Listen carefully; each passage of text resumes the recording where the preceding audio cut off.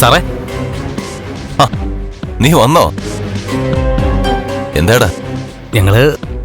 ഞങ്ങൾ ഒരുമിച്ച് അമ്പലത്തിലൊക്കെ പോയായിരുന്നു. ആഹാ, പോയോ?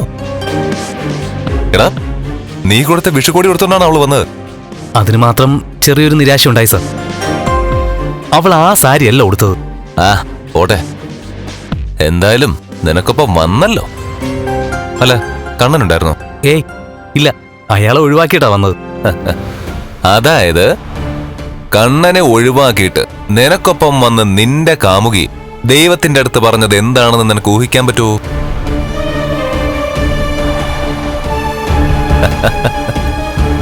എടാ മണ്ട, അവള് ദൈവത്തോട് പറഞ്ഞത് കണ്ണനെ ഒഴിവാക്കിയിട്ട് എത്രയും പെട്ടെന്ന് നിന്നെ തരണമെന്നായിരിക്കും.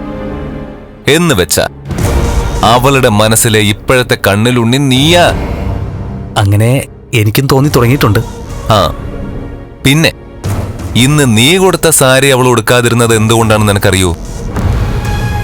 എടാ, അങ്ങനെ അന്യപുരുഷൻ കൊടുത്ത സാരി വിഷുവിന്റെ അന്ന് അവൾ ഉടുത്താല് എടാ കണ്ണൻ അവളെ സംശയിക്കത്തില്ലയോ?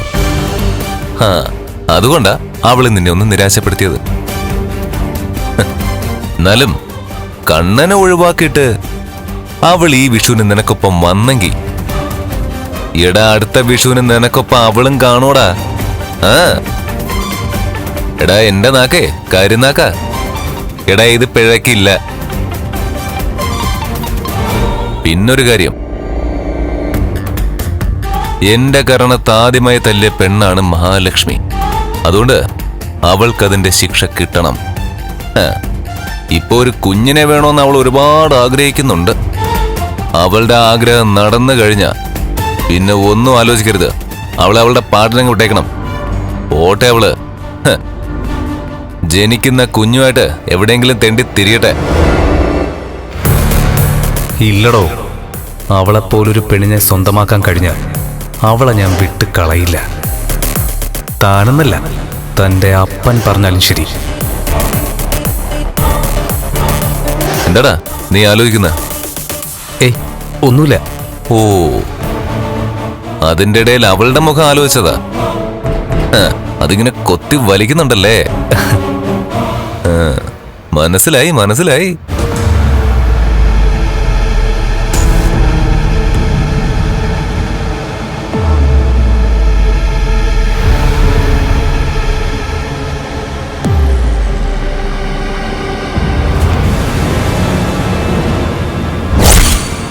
ഞാൻ അടുത്ത മാസം വരാടി. നീ ഇപ്പൊ അവിടെയാണോ?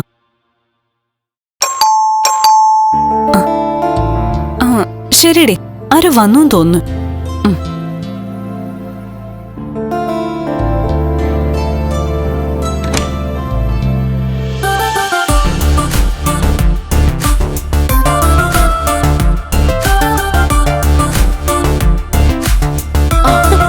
എത്തിയോ? കുഴപ്പമൊന്നുമില്ലല്ലോ എടുത്തി? ദൈവം സഹായിച്ച കുഴപ്പമൊന്നുമില്ല. ആശ്വാസമായി മോളെ. മോള് വീണെന്നറിഞ്ഞപ്പോഴേ നെഞ്ചിനകത്ത് തീയുമായിട്ടാ ഞങ്ങളൊക്കെ ഇവിടെ ഇരുന്നത്. എന്റെ കുഞ്ഞു പോവാൻ വേണ്ടി ഇവിടെ ഒരുത്തി പ്രാർത്ഥിച്ചു കാണും. അതുകൊണ്ടാണല്ലോ അവളെ അമ്പലത്തിൽ വെച്ച് കണ്ടപ്പോ തന്നെ ഞാൻ വീണത്. അതൊക്കെ പോട്ടെ, ഉണ്ണിയേട്ടന്റെ കയ്യിലേക്ക് നോക്കിയേ. അയ്യോ, ഇത് ഗോൾഡൻ വാച്ച് ആണോ? അമ്മായച്ചൻ മരുമോന് കൊടുത്ത വിഷുക്കൈ നീട്ടാ. എടാ, ഇതെല്ലാം ഗോൾഡ് ആണോ? അതെന്ത് ചോദ്യം അമ്മേ? ഒറിജിനൽ 916 ആ. അയ്യോ, കൊള്ളാം മോനെ, നിനക്ക് നന്നായിട്ട് ചേരുന്നുണ്ട്. അതെ അതെ അതെ ഉണ്ണിയേട്ടാ. അയ്യോ, നോക്കടാ മോനെ, പ്രതാപനെ ഉണ്ണിക്ക് കൊടുത്ത വിഷു കഴിഞ്ഞിട്ടോ കാണിക്കടാ. ഏട്ടാ, കൊള്ളാലോ. ഏത് ജ്വല്ലറിന്ന് വാങ്ങിയത്? ഏതായാലും നമ്മുടെ ജ്വല്ലറി നല്ല. നമ്മുടെ ജ്വല്ലറിന്ന് വാങ്ങിയിരുന്നെങ്കിൽ പണിക്കൂലി കുറച്ച് കൊടുക്കായിരുന്നു. ഓ, അതിന്റെ ഒന്നും ആവശ്യം എന്റെ അച്ഛനും മുത്തശ്ശിക്കൊന്നും ഇല്ല. നക്കാപ്പിച്ച പണിക്കൂലി കുറവിന് വേണ്ടി ചെറിയ ജ്വല്ലറിയിലൊന്നും ഞങ്ങൾ പോകാറില്ല. കമലേശ്വരം ജ്വല്ലറി അത്ര ചെറുതൊന്നുമല്ല, നാട്ടിലതിന് നല്ല പേരാ.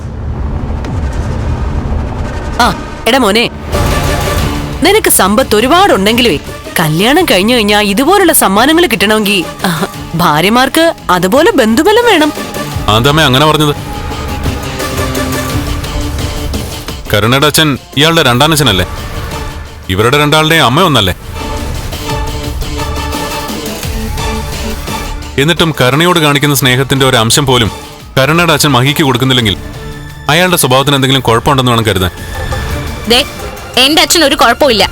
അർഹിക്കുന്നവർക്ക് അർഹിക്കുന്ന പോലെ സമ്മാനം കൊടുക്കാൻ എന്റെ അച്ഛൻ അറിയാം.